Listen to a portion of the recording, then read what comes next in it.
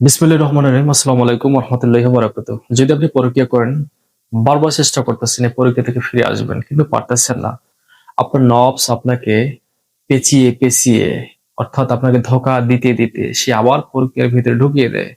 এমত অবস্থা আপনি কি করবেন? আপনি কিভাবে পরকীয়া থেকে মুক্ত থাকবেন? কিভাবে আপনি সঠিক পথে চলে আসবেন?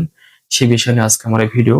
আমি অল্পতে যতটুকু পারি আপনাকে বোঝানোর চেষ্টা করব, তো সঠিকটা বোঝানোর চেষ্টা করব, যাতে আপনারা উপকৃত হতে পারেন।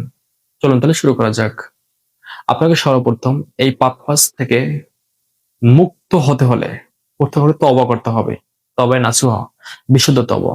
যে আমার জীবন চলে যায় তবু আমি এই পরকীয়া করব না, পরকীয়ার কাজে লিপ্ত হব না। ১। ২ নম্বর হলো আপনাকে ৫ ওয়াক্ত নামাজ পড়তে হবে, ওযু অবস্থায় থাকতে হবে এবং বেশি বেশি দরুদ শরীফ পাঠ করতে হবে।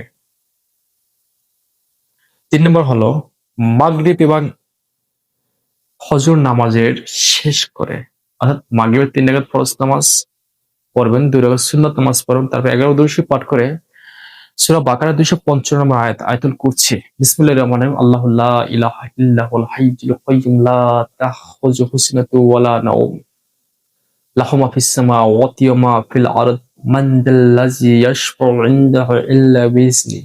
ইয়া'লামু মা বাইনা আইদিহিম ওয়া মা খালফাহুম ওয়া লা ইউহিতুনা বিশাইইন মিন ইলমিহি ইল্লা বিমা শাআ। ওয়াসি'a কুরসিয়ুহুস সামাওয়াতি ওয়াল আরদ ওয়া লা ইয়াকুদু হিফযুহুমা। এখানে কিন্তু হিফযুহুমা ওয়া হুয়াল আলিয়্যুল আযীম।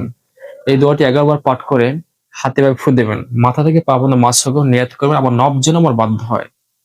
হ্যাঁ? এই দোয়ার বরকতে আমার নফস যেন বাধ্য হয়। এভাবে আপনি টানা ৩১ দিন আমল করে যাবেন এবং চোখ কান দিল হেফাজত রাখবেন। ইনশাআল্লাহ দেখবেন আপনার পরকীয়া করার অভ্যাস ফিরে গেছে।